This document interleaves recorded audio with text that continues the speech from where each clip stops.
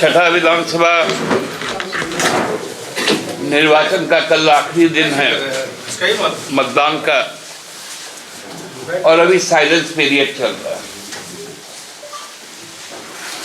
कायदे से इस साइलेंस पीरियड में हमको भी साइलेंट रहना था, लेकिन क्योंकि जिस प्रकार से साइलेंस पीरियड में भी लोगों के बीच में भ्रम की स्थिति पैदा करना, दुष्प्रचार करना, भारतीय जनता पार्टी का ऑफिशियल ट्विटर और ऑफिशियल फेसबुक पेज से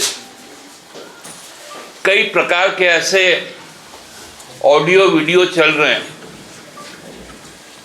जो साइलेंस पीरियड का वायलेशन भी है, और हमने भी उसी को लेकर आज एक चिट्ठी जो है, अपनी जो आपत्ति है उसको दर्ज की है, और मुख्य चुनाव आयुक्त से यह मांग किया है कि जो आईटी एक्ट और मॉडल कोड ऑफ कंडक्ट का जो एक्ट है उसके तहत क्रिमिनल प्रोसीजर चलाया जाए,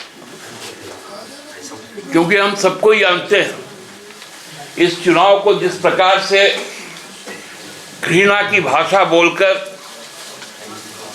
खासकर आसाम के मुख्यमंत्री, उत्तर प्रदेश के मुख्यमंत्री ने जिस तरह का भाषा का प्रयोग किया वो बहुत ही गंभीर है। केवल ये लोग भाषा से नहीं, काम से भी वही कर रहे हैं। कल आप लोगों ने नोटिस किया होगा, ये मीडिया में भी आया, चंदन क्यारी में जिस प्रकार भाजपा के प्रत्याशी और अभी नेता प्रतिपक्ष अपने काफिले के साथ और सेंट्रल पुलिस फोर्स को लेकर वहां आतंक मचाया, लोगों से मारपीट की, लोगों को जबरन गाड़ी में उनको बैठाया गया। ये चीजें बहुत खतरनाक रूप लेते जा रही है, और भाजपा अब लगता है कि चुनाव को बंगाल के तर्ज पे करवाना चाहती है।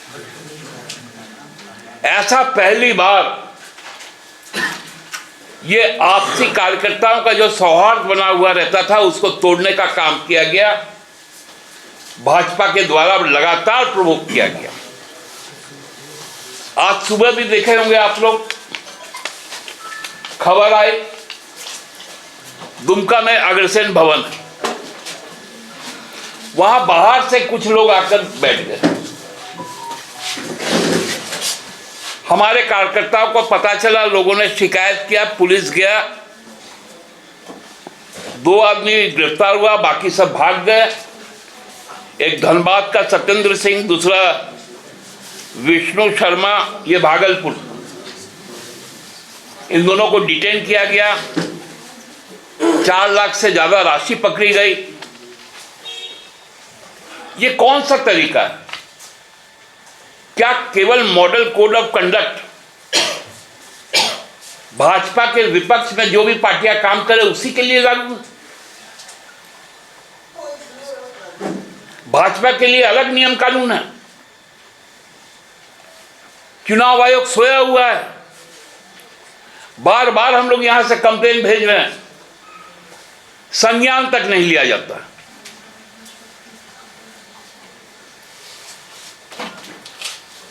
पूरे झारखंडी अस्मिता को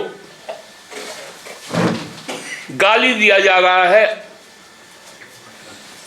विभत्स रूप से उसकी पहचान को मिटाने की कोशिश की जा रही है,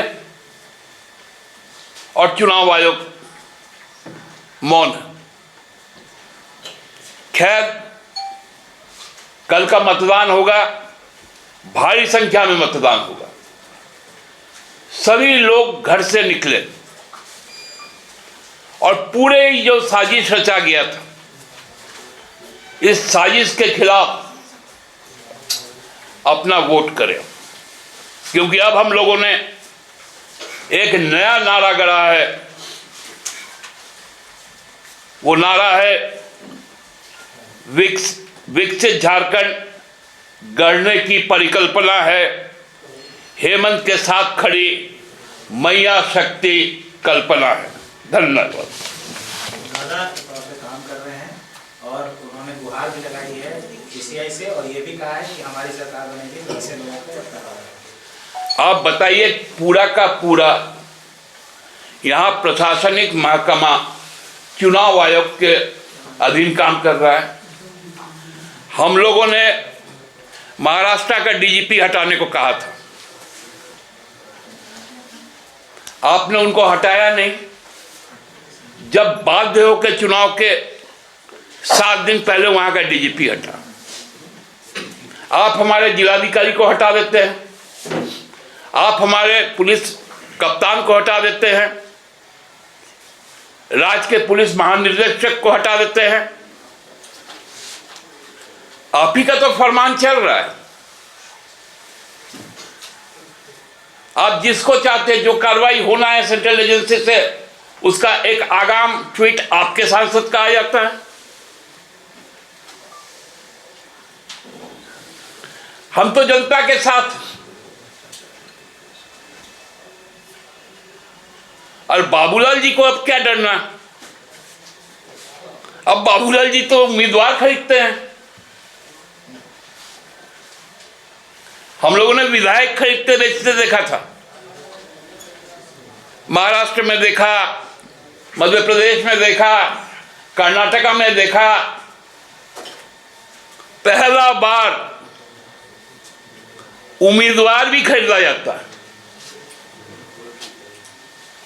और जो उम्मीदवार खरीदा गया वो अपना घोषित संपत्ति सैकड़ों करोड़ों रुपए में बताया, तो उसका दाम तो कम से कम 1000 करोड़ का होगा। अब बाबूलाल जी बताए, धनबाद के चुनाव का जब हिसाब देंगे तो ये जो कई हजार करोड़ रुपए से जो कैंडिडेट खरीदे हैं उसका दर्ज करेंगे कि नहीं अपने चुनावी खर्च में? सवाल तो बाबूलाल जी पे है। पर्यवेक्षक को चाहिए, जो अंकेक्षक है, जो एक्सपेंस का जो ऑब्जर्वर है,